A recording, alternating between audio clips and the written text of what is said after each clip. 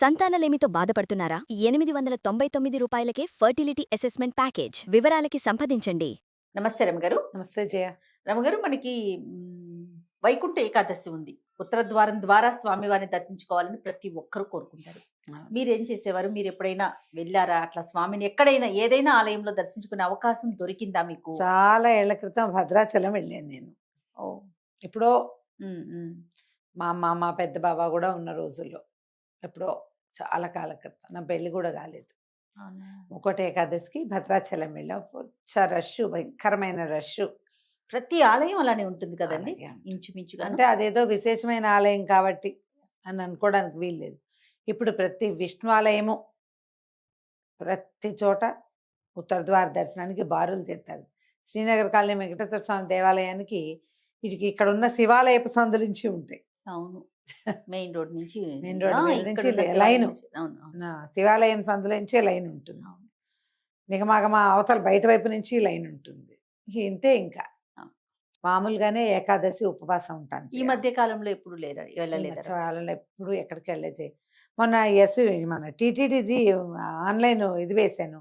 అసలు ఆ ఆన్లైన్ డిప్పు ఎవరికి వస్తుందో ఎప్పుడు రాదు. నాకు 2 ఏళ్ల నుంచి వేస్తున్నాను. ప్రతి నెల ఎందుకు నీకు రాదు మానేయమంటారు మా వాళ్ళు. ఆ 18వ తారీఖు 10 అయ్యేసరికి నాకు చేతులు దురద పెట్టేస్తాయి, వేసేసేయాలి. రాదు. ఎప్పటికైనా లక్కీ డిప్ వస్తుందేమో అని చూస్తాను. నాకు అవకాశాలు ఉన్నాయి జయ, నా దారిని నేను వెళ్ళచ్చు. మామూలు టికెట్లు తీసుకోవచ్చు.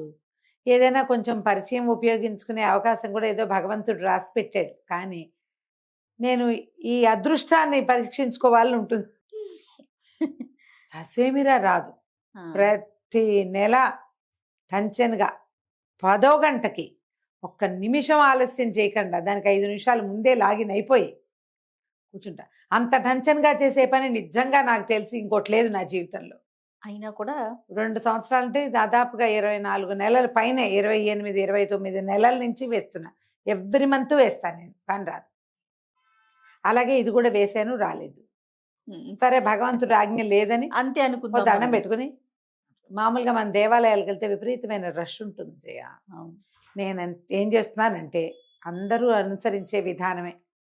అదేదో ఒక టీవీ ఆన్ చేస్తారు, అలా ఉత్తర ద్వారాల్లో అక్కడ ఇక్కడ ఎక్కడో అన్నీ చూపించేస్తారు. రంగనాథుడిని కూడా దర్శనం చేసుకుంటాను. నేనైతే జయ టీవీకి వెళ్ళి దండం పెట్టేసుకుంటాను. చూస్తూనే ఉంటా. భద్రాచలం చూపిస్తారు, మన తిరుమల తిరుపతి చూపిస్తారు. ఎస్బీసీకి వెళ్తే వాళ్ళే కనపడతారు కదా. అక్కడి నుంచి మనకి చుట్టుపక్కల ఉన్న కొన్ని దేవాలయాలు కూడా కవర్ అవుతాయి. రంగనాథుడు కనిపిస్తాడు శ్రీరంగం నుంచి. వాళ్ళు ఏమేమి దేవాలయాలు వేస్తారో మొత్తం అన్ని దేవాలయాలు చూసేస్తాము హాయిగా. అక్కడికే వెళ్తే ఇంత బాగా అవుతుందా అవదో? తోపులాటలు, తనలాటలు, మధ్యలో పోట్లాడుకోవటాలు. దేవాలయాన్ని చూడగలుగుతాం. అదే మనం ఇంట్లో నుంచి అన్ని చూసేస్తాం. అన్ని చోట్లకి దండాలు పెట్టేస్తాం. అలా అనుకొని మనం తృప్తి పడాలి. నేనైతే అదే అనుకుంటా. నీకు ఎప్పుడు కూడా క్షేత్రంలో నివసించటము, నిలబడ్డము, క్షేత్రపు గాలిని పీల్చటం, ఆ వాతావరణంలోకి వెళ్ళటం, మాంసనేత్రంతో భగవంతుణ్ణి స్వరూపంతో దర్శనం చేయటం, అవన్నీ విశేషమే. సూక్ష్మంలో మోక్షం టీవీ. అంతే. ఏం చేస్తాం? నేను అన్ని చోట్ల శ్రద్ధగా దండం పెట్టుకుంటా, తర్వాత చెప్పుకుంటాను. ఆయన ప్రత్యక్షంగా చూసే అవకాశం ఏనాటికి ఇస్తావో కదా, ఎప్పటికో ఇస్తావు, వస్తుంది ఎప్పుడో.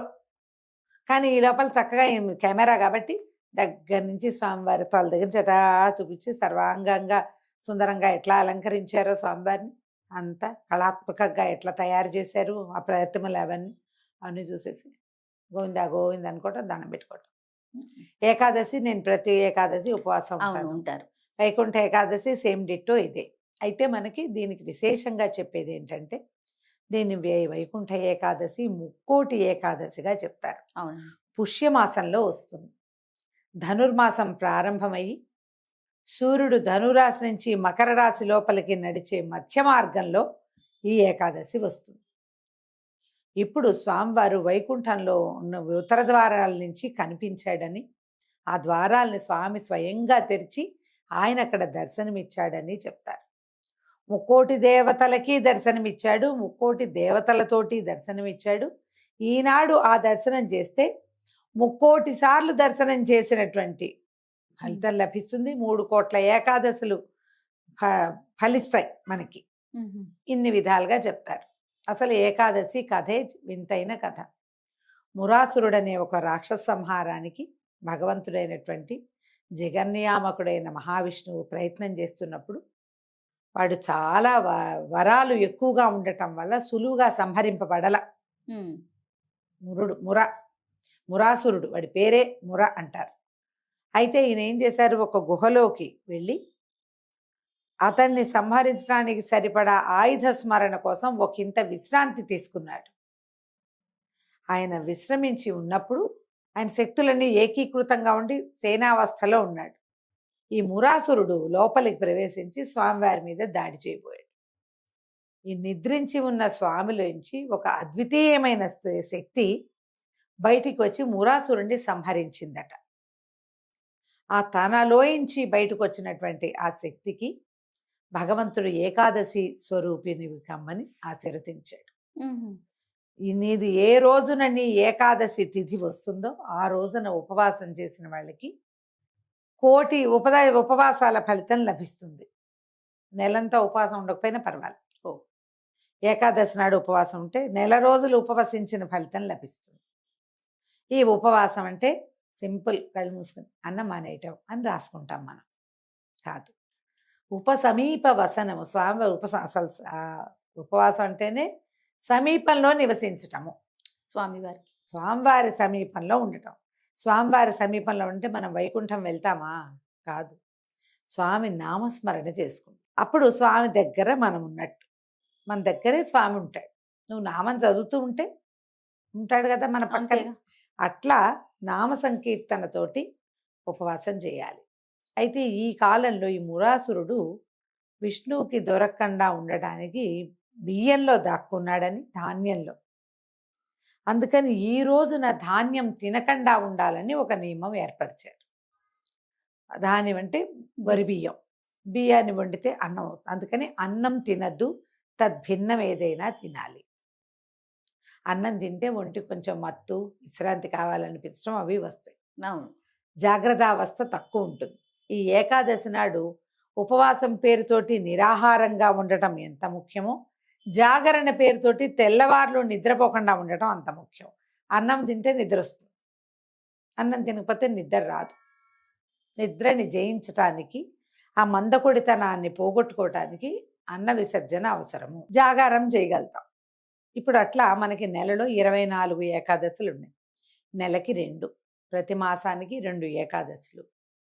ఈ 24 ఏకాదశుల్లో అత్యంత ముఖ్యమైనవి చెప్పబడే 4-5 కూడా ముక్కోటి ఏకాదశి ఇంకా ముఖ్యమైన. అవునండి.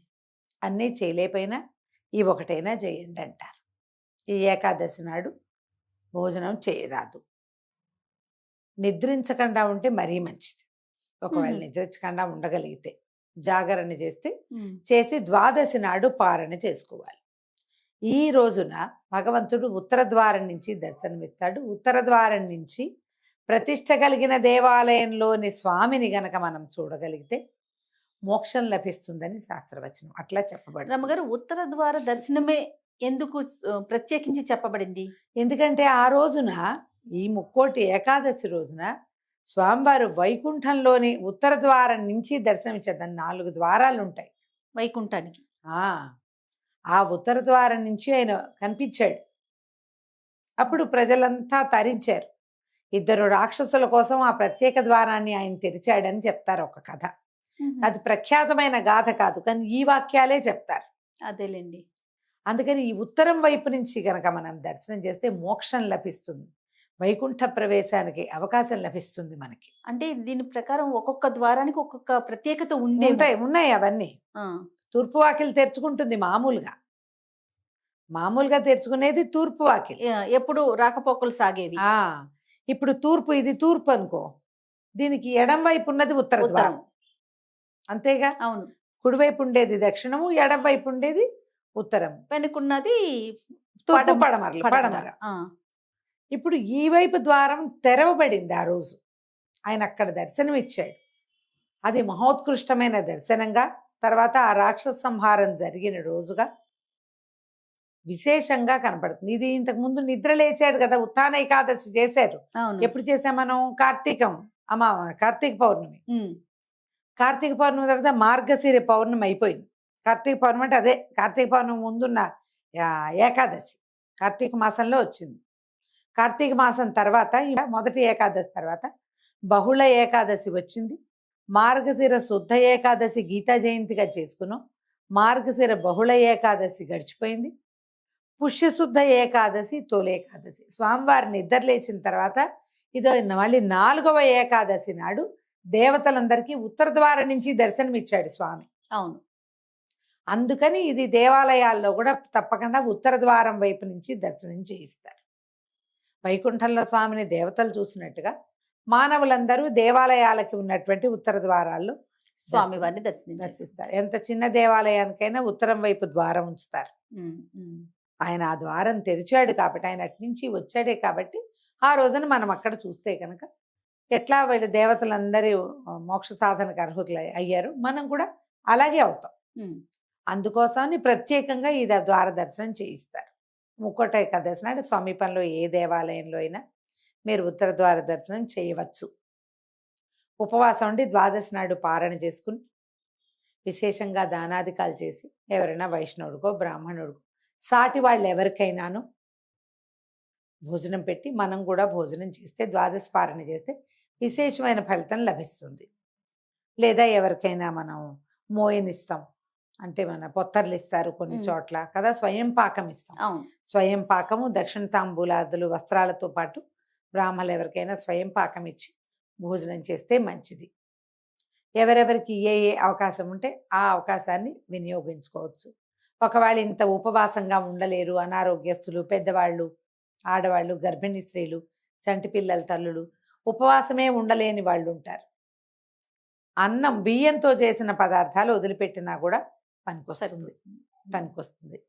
ఇలాంటి ప్రత్యేకమైన పర్వదినాల్లో ఇతరులతోటి దుర్భాషలాడడము, గట్టిగా ఏదైనా మాట్లాడడము, పోట్లాటకి దిగటము, గొడవలకి దిగటము లాంటివి చెయ్యొద్దు. సాధ్యమైనంత విష్ణునామ సంకీర్తన చేసుకోండి. విష్ణు సహస్రనామ పారాయణ కానీ భగవద్గీత పారాయణ కానీ ఏదైనా చేసుకోవచ్చు. ఒక్క నామ సంకీర్తన తీసుకుని గోవిందనామాలు లాంటివి చదువుకున్నా కూడా మంచిదే. మిగిలిన అన్నం ఈ టిఫిన్ కూడా తినలేమండి, అన్నమే కావాలి, పిల్లలకి పాలు ఉండాలి, తల్లికి ఓపిక ఉండాలి, అన్నం తింటే తినండి, దండం పెట్టుకోండి. అన్నాన్ని మాదొక పద్ధతి ఉంది, ఒక ప్రత్యేకమైనదే, ప్రఖ్యాతమైనది కూడా. పొద్దున వంట చేసి స్వామివారికి నివేదన చేసేసేయండి. నివేదించిన అన్నం ప్రసాదంతో సమానం కాబట్టి అంత తప్పు లేదు. అందరికీ కాదు అమెండ్మెంట్, చేయలేని వారికి. నామ సంకీర్తన ఎవరైనా చేసుకోవచ్చు. ఇందులో చాలా మంది అడుగుతారు, అంటే ఇంట్లోకి బహిష్టులో చేయొచ్చా అని. అమ్మ దయచేసి అలాంటి ప్రశ్నలు అడగండి, మేము మీ విజ్ఞతకే వదిలిపెడుతున్నాము. అది సాధారణమైన వాళ్ళంతా చేసుకోవచ్చు. ఈ ఏకాదశి కుదరకపోతే వచ్చే ఏకాదశి చేసుకుందాం, అంతే. ఆరోగ్యం బాగున్నప్పుడు చేసుకోవచ్చు. అది. నమస్తే రమ్మగారు. నమస్తే.